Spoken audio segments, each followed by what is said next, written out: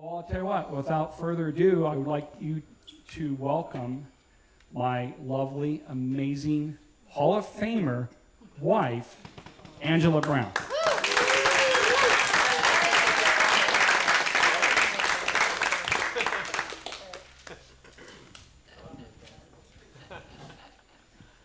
Hello. Hi. I gotta climb up in this chair now. Careful, because the little footrest too is Rich will get you a sometimes a step little stool. wobbly. Here you go. I also have a bad shoulder. All right. Okay. Scary, right? It kind of wobbles. That's why I say be careful. Yeah, it's like Yeah. you don't move. And I just realized I did not shut my phone off. So if it had called, that would have been funny. If one had called. Andy never pisses me off. Yeah. He doesn't either? Okay. Well, It drives first of me all, crazy that he never shuts his phone off. how many did not know Angela was my wife? Couple. Right. She's definitely my better half. Look, those of you who came to hear an interview and are thinking Pulitzer Prize winning, type thing, I don't want to sleep on the couch tonight. So this is going to be a little easier, okay? I gotta keep it kind of light and moving along, or we're sleeping with our dogs. He knows that I didn't volunteer for this. I volunteered He her. volunteered me, so. This is not her forte. And I know most of Always you. ready, so you're good. Thank you. Yeah. I know most of you, so that's good, but it's weird when you're up here. Yes. It is Yes. kind of scary. It's a little Yes. intimidating, even though I know most of you. So, Yep. cut me Yep. some You're my slack. friend. I told him, I was like, there's other agents, there's brokers in the audience. Like, what am I going to Yep. say that is going to be something I haven't heard? Well, But yeah. Well, he insisted, so here I am. One thing we can talk about is it's March, so next month will be 10 years since you walked away from your job. Yes. Nice. Yeah, 10 years. 10 years. She made the switch from customer service rep to problem solver as an agent, right? And Yeah. counselor for sellers, Yeah. right? And buyers. How many agents are in the room? How many people are agents? See? Okay, A lot good. of us. Perfect. How many of you have thought about becoming an agent? All right. Okay. All right, you talked out of it. Yeah, some people are. All right. Well, there's pros and cons, and we're going to get into some of that. Wait, what? You want to share that with everybody? She said I made the right choice. I made the right choice.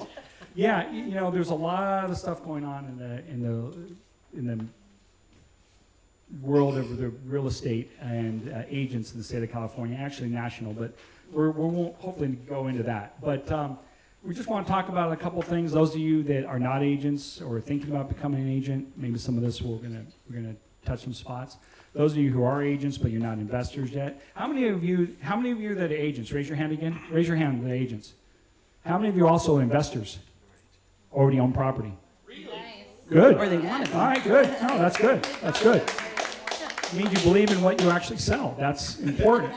It's like, you ever want to have fun, go into say you're going to go buy a car and say it's a Ford dealer, and you're like, well, how long have you been here? And they go 10 years, and you ask what car, and they drive, and they drive a Toyota. Just saying, keep that in mind. Yeah, yeah, it happens. So anyway, let me kind of start here, and I actually know a lot of these answers. I just want you to know that. You could just talk for me. Okay, I really do. And I have my own thoughts on some of these, but we're still going to ask because a lot of you hear from me enough. So here we go. Literally, what were you doing before real estate, and how did you decide to become an agent? What led you to that decision? So I did a bunch of different things. I was in insurance billing, medical billing for many years, and look at you. What else did I do? Let's see, you ran it. I was a you and your contractor. husband, Yeah, my yeah. ex-husband, Rich's dad, and I had a kitchen remodeling company in Fullerton for many years. And so I actually got my general contractor's license, B license, Wow. for default, because I was one of the owners of the company. And when we closed that down, I kept that license. So I actually am a general contractor in the state of California, B license. It's inactive. I haven't ever used it. Every so many years I pay for the inactive status. I don't know why, but I I am a licensed general contractor. I never had to take the test. I just automatically got it. And Yep. I always think, what am I going to do with that? I'll just pay to keep it inactive again. And then I did work for many years in the printing industry, customer service. That's where I met Evan. So, and I was there 14 years when I quit. So, in between, there's been other jobs, but that's the most bulk of them. Right. So you back when you and Chris were running the kitchen cabinet company, you guys did stuff for even some famous people. Was it? did. Yeah. He told me. What was the most expensive kitchen you guys ever put in? Oh man, I don't. My dad was the salesperson, and Do I have to answer this too? Yeah, I don't remember the actual dollar. It was over $150,000, and this Wow. was 15, This was a 20 long years time ago. ago, Over 20 years ago. Yeah. For a And kitchen. yeah, it was for a kitchen alone. We And it were was doing a lot of for- stuff in LA. It was for That's one of the true. authors, like not. Oh. Was it Oh. was it either like Dean Koontz or Koontz. one of the other, or Yeah, the other thriller guy? Yeah. Stephen King. One- I don't one of remember if those. it was. I think it was Dean Koontz. Dean 'Cause he was in Koontz. Orange County. Yeah. There was a. Yeah. I guess I listened to her ex-husband more than she did. He's a great guy. We're recording this, aren't we? Yeah, we're friends. Good. We're friends. All right. So, yeah. Yeah, listen, Next for those question. of you that are contractors, though, chasing down money, some of the stories I could tell you, It when was they were trying to hard. I get mean, it was paid, a- and then, a lot of stuff. Mechanics liens. I mean, the whole thing. We had one client in Yorba Linda that we had done a whole kitchen for, and they didn't pay us, and we had a feeling. We kind of suspected it was drug money and things like that. And like the day we were going to get paid, your dad went to go get the payment, and the door was boarded up, and there was tape everywhere. They'd arrested them and taken them away, and we had to put a lien on. And we did eventually get paid. Like a year later, they sold the house, and we got paid. But man, we needed it so badly that day, and it was like, Yeah, so very there's frustrating. a lot of reasons not to be a contractor, right? But, yeah. Good and bad. Yeah, good or bad, right? Mm-hmm. Okay. Well, when you did go full-time as agent, let me ask, how did you know that it was the right time to quit your job? And again, why did you become an agent?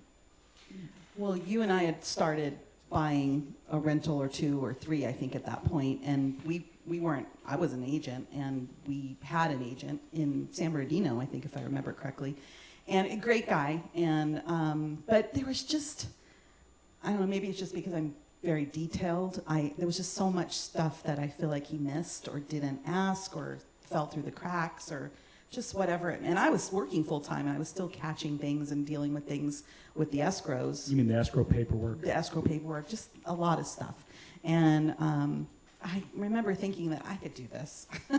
But I was maybe just thinking more on the paperwork side, like that at first. That was my initial reaction. Like, I was frustrated and thought I could do this part of it.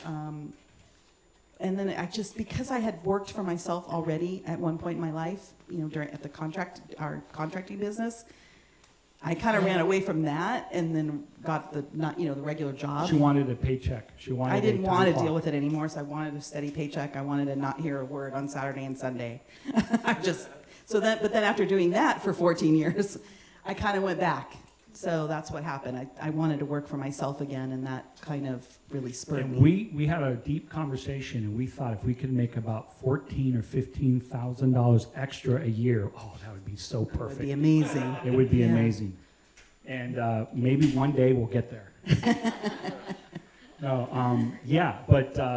So again, how did you know it was safe to quit your job, though? Talk So about that. once I made the decision, I got my license. I studied, got my license while I was still full-time, at the printing company, and we really didn't tell anybody. We didn't tell anybody there. I don't think they would have been happy for us in that respect. So yeah, we just kept it to ourselves. And so at break and lunch and after work and before work, I was dealing with a couple of escrows. I sold a couple of houses, mostly my family. Both of my sisters. I sold their houses for them, and one was a rental, one was a main house, and I put the whole entire commission into the bank. I didn't touch it because I didn't really need to. I was working full time, so it would have been nice. But I didn't spend it. I just put it away. And once I had a year's worth saved, which didn't take me that long, it was a few months, 6 months, something like that, I was able to feel like, I could quit. I have a year in reserve. Like I can, if I have to touch it, I have a whole year's worth of salary, which when you're working paycheck to paycheck, that was like amazing. Yeah. Amazing feeling. Right. And that's when I felt like I could quit. And remember that there are times we have people come up. Jim and I have talked about this, where someone come up and just say, I just quit my job to go full time in this, and I got a credit card ready to go to get through. And we're like, hey, I love the faith. I love that. And for me, some people, that's the way to do it. That's not me, and I just couldn't That was ever. not me. Yeah, I couldn't counsel anyone to do that. And But we lived paycheck to paycheck. Yeah. When I say that, I mean that entirely. Like Right. It was very tight. anyone know that feeling? Oh, Right? Anyone? Yeah. You're just It's like hard. just getting by. Seriously, when So it was they- hard not yeah. to touch that money. When- But I when- knew I needed it to be there. When things got tough for us, I had a $3 a day lunch allowance, so I could eat out. He used to get an order off the dollar menu at like Burger King. He used to get that Rodeo cheeseburger rodeo was cheeseburger. 99 I cents. remember. And he literally ate It was that. only 15 years ago, people. And we shared a drink, so we And wouldn't we have shared. to spend We the money on 2 drinks. it got bad. It got bad. You do was what you gotta tough. do, right? Yeah. But Anyway. I'm Why just, is that bad? huh? Why is a cheeseburger bad for lunch? For numerous reasons. Okay, over 30 years, it's not the best for your insides. Let's just call it that. Even though it's the most amazing thing created, right? Okay. Yeah, and he'd have a Coke, because he was a Coke-aholic. Well, that's not, sounds wrong. He finally kicked that habit. where all your money was going. Now it's iced tea. Soft drink. We're talking to soft drink people. Did you hear the $3 a day thing? When could Coke fit into that? Those of you that, some of you are laughing too hard at that. Yeah. You know that. We got to talk later. Yeah. All right. Okay. So look, when you went ahead and went full time, pretty much, even though you had money, it was some money saved, and I had already quit. So we went out on a leap of faith. We had a conversation with one of your friends' husbands at a high school reunion of hers.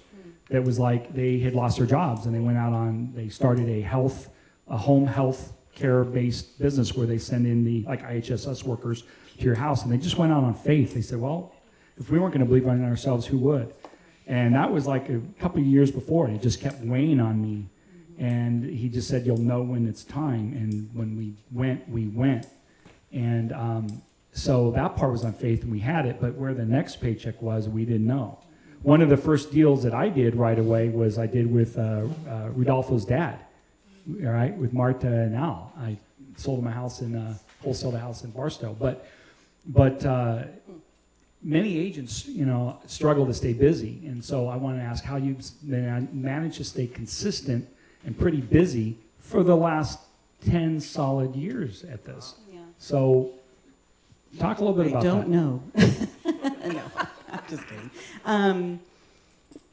I've tried a lot of different things. I was in the beginning, the beginning of my career, I was very consistent about going to the office meetings every week. I really tried hard to do open houses, do anything I could do to volunteer. The other agents that didn't want to do them, they would give them to me to do because they didn't want to. I now do that, like with shoes on the other foot. But I just was really consistent about it, like trying to be out there constantly. I didn't really know what to do. I remember right after I quit, I asked my manager, like, what am I supposed to do? It's like Monday morning. I have no idea what to do.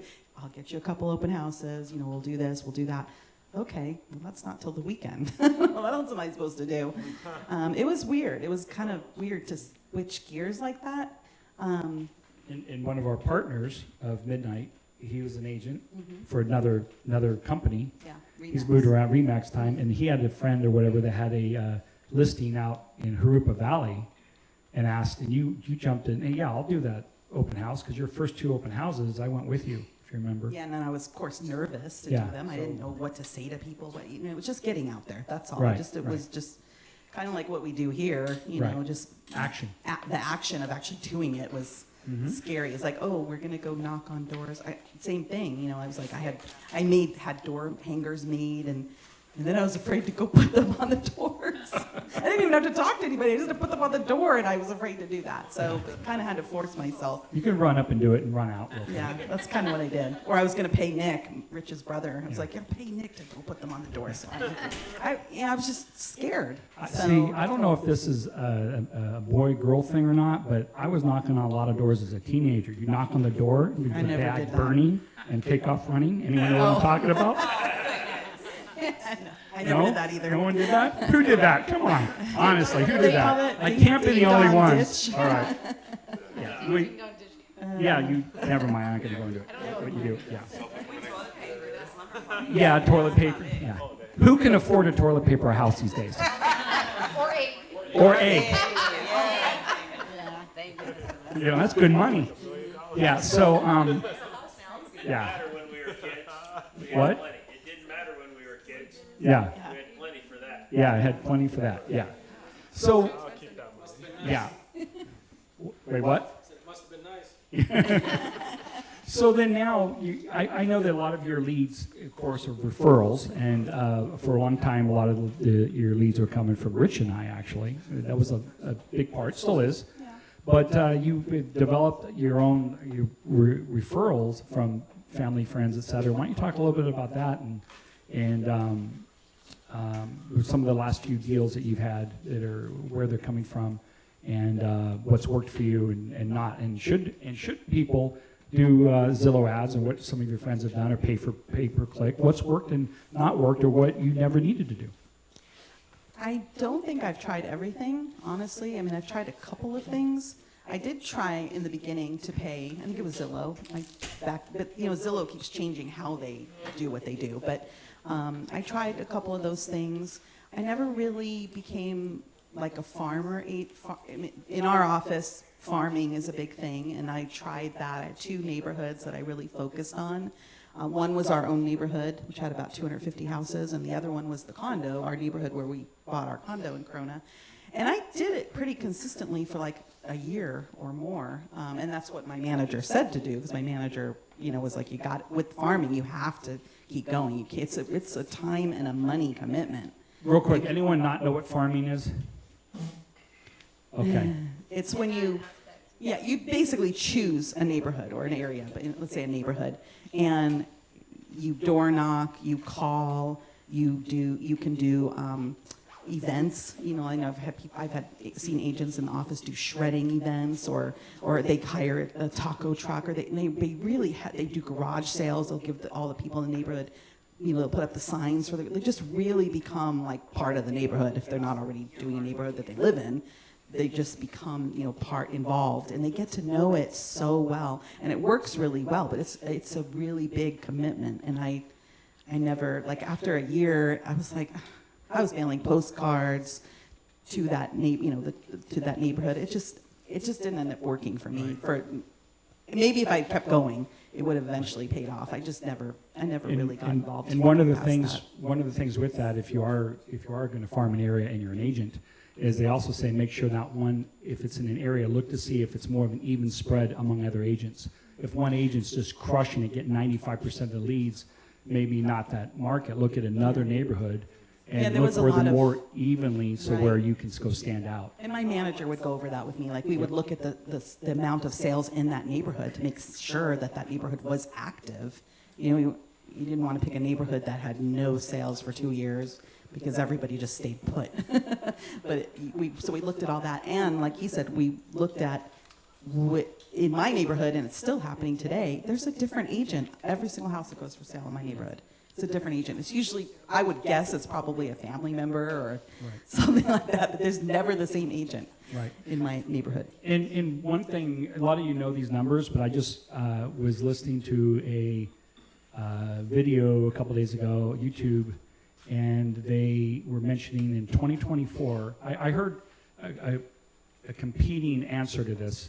It's a little different, but this came out that in last year, 74% of all agents didn't even sell one house. Now, on a previous number, I heard 47%, but they basically were saying 80-20 does not apply. The whole 80-20 rule that 20% of the agents make most of the money and 80% share. 74% didn't even sell one house. and only 2% sold more than 11 last year. And I think those are national numbers. I don't think, because where I got it from was someone from the Midwest, and it was a national, but still think about that. That is crazy. And only a quarter of 1% sells more than 45 houses a year. So that's your top.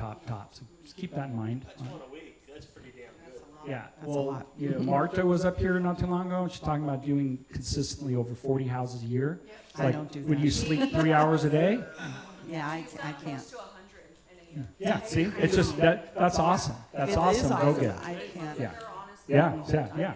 So you like I said, those of you pretty much whatever career you're going to do, or with investor, flipping, you go focus on it. You can do well. You're not going to stop people that want to get ahead. So The other go thing ahead. I was going to say is that what got me going really was I ended up getting involved with my office with Schools First, the credit union, and there's a partnership there that I got involved in the program because I was willing. The only reason I got involved, because they only gave it to a few agents in the office, is because there was a couple of buyer leads for the mountains, for Crestline, and nobody else in my office wanted to do them. So I got those that in the high desert at the time. Now First Team has offices in the high desert, but at the time I was willing to take all the outlying areas that no one else was willing to do, and I had to pay, meaning when I closed a deal, First Team kept, I forget what there was percentages, and the buyer with the Schools First, they get a rebate. So they would get 20% of my commission would go to the buyers, like they'd get a credit, and 20% I think went to First Team. So 40% of the deal of my commission was going out the door. But I didn't have to really advertise, it was just giving me these leads. And some of the people in my office, agents, were like, absolutely not, 40%, are you crazy? And I was like, I'll do it. Meanwhile, my friend's been paying for Zillow leads for years, thousands of dollars. And I'm like, well, I only pay when I close something. So I thought that was better. That's Right. not everybody feels the same. So I started doing that. That was a lot of buyers. But then I also, at the same time, got involved with the relocation services in my office as well. And again, because I was willing to go to Victorville and Apple Valley, and a lot of people in my office are from Corona and Orange County, they didn't want to go. And it was the same thing when I got those leads, but then they started becoming more listings, which was nice. That's right. Yeah. Right. So remember this. It's one thing if, again, So pay at closing. That was, yeah, pay at closing. like, I mean, it's like, okay. hey, here's a deal, and fair. Let me give you this deal. You're gonna make 50,000, but you're gonna give me 10. But after it's over, I mean, you just made 40,000. I You know, thought it's that was just great. okay without any spending a lot of money, and maybe you get a deal, maybe you get a lead, then you got to close a lead. So that works for some. Some won't want to touch it, and I get that. So all right. So where you're at now, do you like to primarily work with buyers or sellers? Sellers. Has that changed over time? It has changed because I did start out, and I think a lot of new agents start out that way, working with buyers. I mean, it seems to be what I've seen from other people in my office. They can kind of get going a lot quicker. They do open houses. They're not really any money out of their pocket per se. So, but now I'm primarily, and it just evolved that way. I like it better, but it did evolve that way almost naturally. Okay. And in fact, I have one buyer that we're going to meet. Friends of ours are coming back into town from Tennessee, and we're meeting them next week. And they're such good friends and long time friends of ours that I don't want to tell them that I don't want to work with buyers. So we are going to meet them, and I'm sure I'll end up working with them. But I almost just prefer the listings Right. now. By the way, a lot of you, I'm sure, how many people know someone moved out of the state in the last year, right? Yeah. They're flooding out, right? Well, this is one of her friends that said, we're coming They're back. coming back After like because of 12 health- years. She said Tennessee, because of they just health said- reasons. I think it yeah. has to do with the weather. The weather. personally. Yeah. So, Yeah, because so- they're in Tennessee. All right, so that's next week. So let me ask you something we're talking about buyers for a moment, though. What right now are you seeing, or what do you know of or have come across? What do you think, are buyers looking for anything different in today's market, especially when it comes to a house that's been flipped? Anything particular? I've noticed as the listing agent, and we get, obviously I see a lot of the offers coming through, and when I'm listing a house that's been flipped, I get a mixed reaction sometimes. lately. I feel like the agents almost are not impressed with a flip. They seem to kind of worry for on their buyer's behalf that it was kind of shoddy or done quickly or done cheaply because the investor just wants to make money. So it's almost like the flips have become not such a great thing. I think when they come in and they see a really quality flip and something really unique, and that unique thing could be, I don't know, just a wall that was done with planks on it, or it's just something that really catches their eye. They're so excited. They don't want just the cookie cutter gray and white and they just don't want it anymore. They want it something really unique, and they don't want to walk in and make it seem like it looks like shoddy or quick. You know, they're really picky with the Right, flips. and if you're seeing that, it means because they're seeing a lot of houses that have been flipped that Yeah. have that problem. They actually can see it right away. Like Right. they can tell. Yeah. Okay, all right. Well,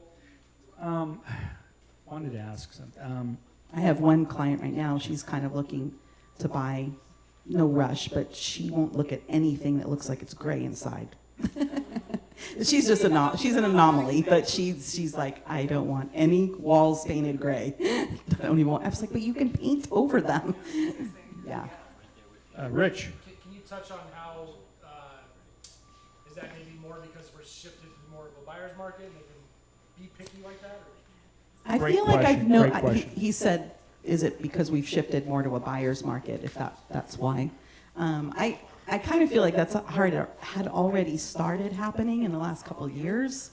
So I don't think it's just, but now it's even more pronounced, I think, because buyers can take a minute to think about writing an offer, and they can, it's getting, more and more things are coming on the market, so they're having more choices. So yeah, so it's probably going to be a little bit more prominent that they look twice at a flipped home. yeah, a year ago or so, let's just do that. Orange County, for example, days on market was like 30 days, and right now it's 66.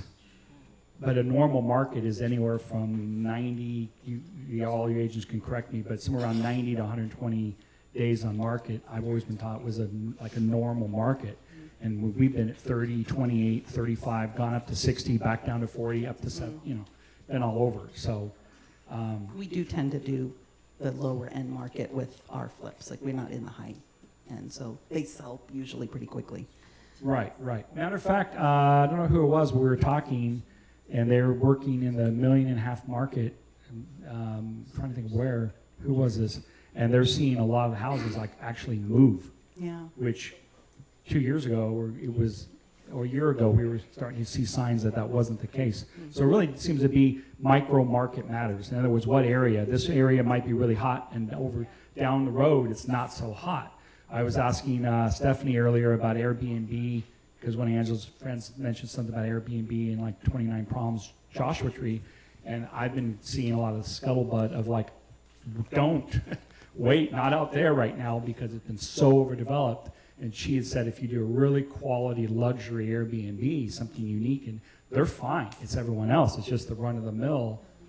Pretty much, Stephanie? Yeah, pretty much. So again, just know your market. What are you doing? Are you number 157th in that market? It's a small market, or are you in a outside, Yosemite? You're probably going to be okay.